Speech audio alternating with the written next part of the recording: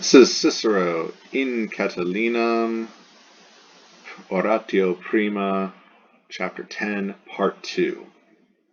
And Cicero says, Ad huius vitae studium, meditati illi sunt, qui feruntur, labores tui, iacere humi non solum, ad obsidendum stuprum, verum etiam ad facinus obeundum, vigilare non solum, insidiantem somno maritorum, verum etiam bonis otiosorum.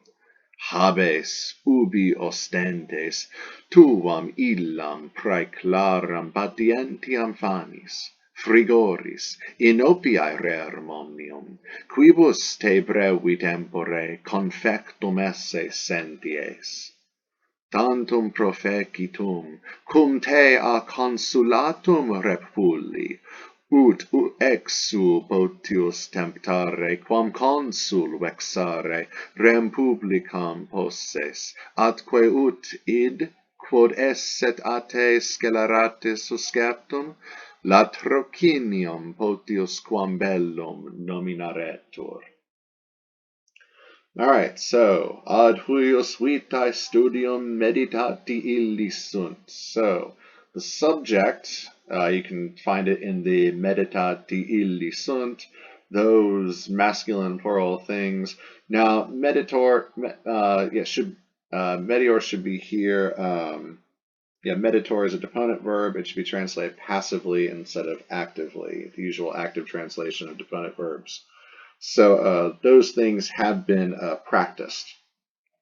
Ad huius vitae studium, for the zeal, enthusiasm, for the study of this life. I would say for the path of this life, the path of life that you've chosen, your study, your course of life, the path that your study, your enthusiasm has chosen you to take in your life. We still don't know what the illi are. We're coming up to that. Qui feruntur, as has been said, which are reported. There's sort of implied third person plural they talk, qui ferunt, as who say, who report. This is passive. Those things are which are reported, which are said.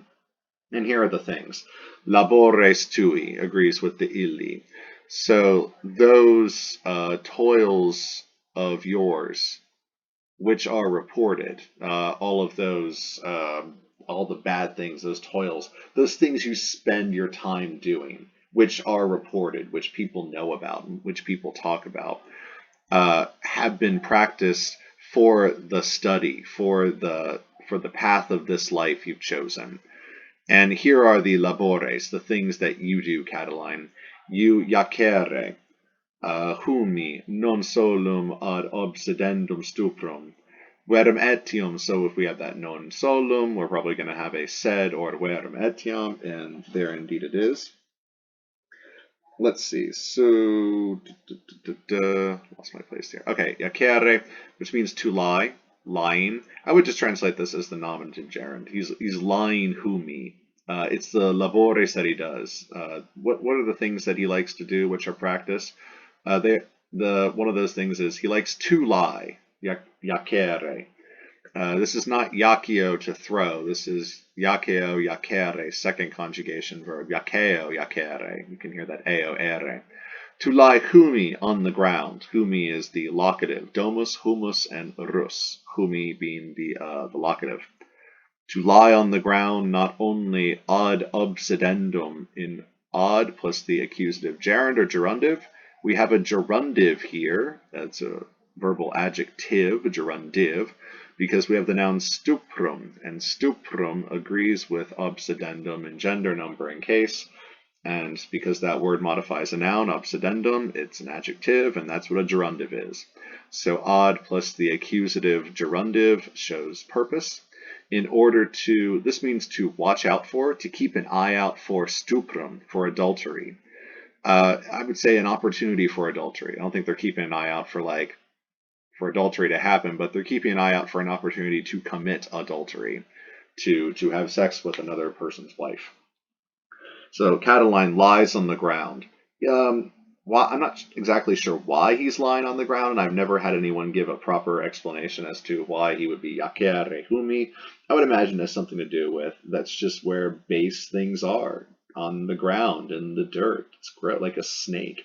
You can imagine him sort of with his belly on the ground, looking out for something, like he's hiding in the bushes, keeping an eye and doing so in order to keep an eye out for adultery, for opportunities for adultery. So not only to keep an eye out for opportunities for adultery, verum etiam, but even ad facinus obeundum, but even to engage in the crime. They're not just looking out for it, like peeping toms. They're actually doing it, keeping an eye out for opportunities for adultery, but even to then engage in the crime. And then also vigilare. Vigilare, that's asymptotic. There's no conjunction linking iacere with vigilare, but they are going together. These are the labores that Catiline does. He lies on the ground. He vigilare. He is watchful. He is wakeful. Non solum. Not only, or you could say he spends his twilight hours, he spends his nighttime hours. He whittles away the nighttime hours, not only insidiantem, plotting against, and insidior takes the dative, so plotting against the sleep, maritorum, the sleep of husbands. You could say husbands who are asleep, or sleeping husbands, plotting against sleeping husbands. Once again, there's this theme of adultery. He's coming for your wives, he's coming for your families. Verum etiam, but even against bonis otiosorum, plotting against the goods of a peaceful people, otiosorum, of a people at peace, at leisure, the goods of good people, the goods of decent folk, otiosorum, people who are at peace, at leisure, good, wholesome, decent folk. So Catiline, when everyone else is asleep, he is vigilare, he is wakeful, watchful, spends his evening, nighttime hours not only plotting against sleeping husbands, but even against the goods, the property of decent folk. So he not only seems like he's a rapist, but he's also a thief. Habes, you have, and here you have to supply an object. He doesn't really have an object of Habes here, but you have to say, like, you have an opportunity, you have a chance. Ubi, where, ostentes, where you may show, and that is, that's a present subjunctive. Where you may show, you may have an opportunity, you have the potential to show, second person singular, present subjunctive. Where you may show, tuam, illam, praeclaram, patientiam, that praeclaram, exceedingly famous, patientiam, patience, endurance, suffering, your ability to suffer of yours, that endurance of yours, and then we have these genitives. These are objective genitives. It's patience, endurance of, in English we'd probably say for, famis, for starvation, famine, for frigoris, for cold, for the frigid chill, for inopiae, for lack, want, total lack or absence, verum, rerum omnium, of all things. So you have an opportunity where you may show that exceedingly famous endurance for hunger, for cold, for a lack of all things. Quibus. And the antecedent of quibus is the famis, the frigoris, the inopiae, rerum omnium. The starvation, the cold, the lack of all things. Eventually, those things are going to catch up to him and get him. He can't patientia, endure them forever. He can't. He can't put up with starvation and cold and the lack of everything forever. He's got to have some recourse somewhere. He's got to eventually eat. Got to eventually get warm. So by which, quibus, ablative of means, by which, te, once again, the second person singular right there up front. Brevi tempore, that equals mox, the adverb mox, so soon, within a short time, ablative of time, within which. Confectum esse, perfect passive infinitive.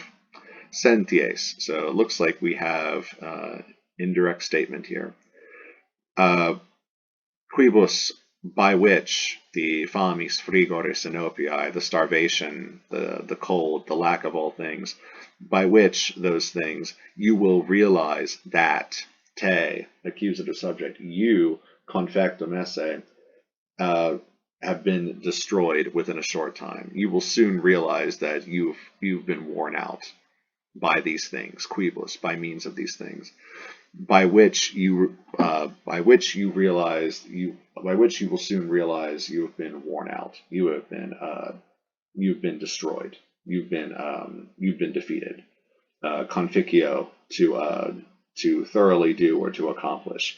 These things have done Catiline in. So that's probably the best translation. You will soon find out, senties, realize, find out that you've been done in by these things, quibus. Tantum profecitum cum. If you got a tum and a cum, that's definitely cum temporal. So at that exact time when. Tantum profeci, so profeci, I did as much, tantum. I did as much as the famis, the frigoris, the inopiae to finish you off. I did as much to finish you off at that time when, I would just say, I did as much to finish you off when repulite a consulatu. This is the thing that is probably designed to make Catiline the most angry, the most upset. That what set Catiline off? What really made him start this conspiracy, if we believe Sallust and the rest of them, is that he lost the consulship 3 times. Is that he lost the election. He wasn't able to win the consulship. And finally, he thought that his only recourse was for revolution. So what is the one way to make Cicero really make Catiline rage quit, to make him just storm off and leave the Senate angry, to really set him off like the ticking time bomb that he's painted him as? And that is to bring up the failed consulships, that he failed to win the election. And how better to make him mad than to say, or at least imply, that, I mean, actually he says it outright, I was the one, Repuli, I was the one that screwed you over. I, your longtime personal enemy, I was the one that kept you from the consulship. Repulite a consulatum. I repelled you from the consulship. Ut exul potius temptare quam consul vexare rem publicam poses. So that exul potius temptare quam consul vexare, so that, and then poses, so that you might be able to temptare, to try, or to attempt to vexare, to harass, oppress. Oppress is probably better here. It's a little bit stronger than the English word vex. To harass the rem publicam, the commonwealth, the republic, the government, as an exul potius quam consul. And what we have here is we have a play on exul and we have a play on consul. This is an example of peronomasia, which is the fancy Greek word for pun. And also this is an example of homoteleoton, which is a fancy Greek word for words which have similar sounding endings. That is exul and consul, and that's where the pun, the play, is. We have exul, which means an exile, and consul, which means a consul. So they have similar sounding endings. They both have sul, S-U-L. The difference between them is rather slight, ex and con. And it's, I did this to you. I accomplished as much in finishing you off when I kept you from the consulship, so that you might be able to try to oppress the republic as an exile, as someone who has been driven out of his country, someone who has the stain of the shame of exile and banishment upon them, rather than you try to destroy, oppress the republic as a duly elected consul. So I was the one that screwed you over so that you could not get the consulship.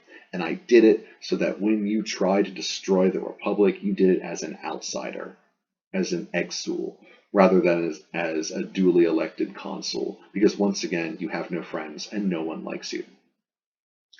Atque ut id, and so that id is something, it, that we have yet to name, but of course it's begging and screaming out for a quod, for a relative, so that that thing, what thing? Well, the thing, quod, which, esset a te scelerate susceptum, so that that thing which had been wickedly undertaken a te by you, which had been criminally undertaken by you, latrocinium potius quam bellum nominaretur. Just as we're comparing exul potius quam consul, an exul rather than a consul, here we are once again picking up latrocinium, brigandage, banditry, highway robbery, potius quam rather than bellum. We're comparing latrocinium with bellum. Nominaretur, be named. Atque ut id, and so that that thing, so that id, so that which you have criminally undertaken, be nominaretur, be called, be named, latrocinium, brigandage, banditry, petty robbery, rather than it be nominaretur, it be nomen, nominis, named, nominated, a war. I made it so that this thing that you had criminally undertaken be properly called petty thievery, robbery, highway robbery, rather than an actual real war. Something that, men engage in. War, that's something that real men do, as opposed to whatever it is you petty little boys are doing. I also want to bring up from the notes and glosses, the Roman historian Sallust described Catiline and his toils, the iacere and the vigilare, as such. So Lucius Catilina was born of noble stock, was a man of great strength in both mind and body, but he was also of wicked and depraved genius.